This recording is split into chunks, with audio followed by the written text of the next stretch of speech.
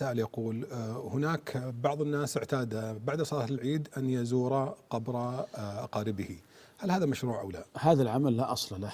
اعتياد بعض الناس زيارة الأموات بعد صلاة العيد أو بعد صلاة الجمعة، هذا التخصيص لا أصل له، إنما يزور المقبرة من حين لآخر. والأصل في زيارة القبور هو كما قال عليه الصلاة والسلام: كنت نهيتكم عن زيارة القبور ألا فزوروها فإنها تذكر الآخرة.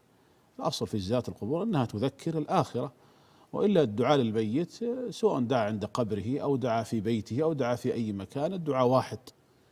لكن بعض الناس يعتقد أن الميت كالحي، فيقول ما دمنا نسلم على أقاربنا الأحياء نذهب نسلم أيضا على الأقارب الأموات. هذا العمل لا أصل له، وهذا التخصيص لا أصل له، بل إن بعض أهل العلم يعتبره بدعة إذا قصد التعبد لله عز وجل بذلك وقصد هذا التخصيص. فينبغي عدم فعل مثل هذه الأمور. أن يزور الإنسان قبر أقاربه لا بأس، قبر قريبه لا بأس، لكن لا يخصص ذلك لا بالعيد ولا بالجمعة، وإنما من وقت لآخر.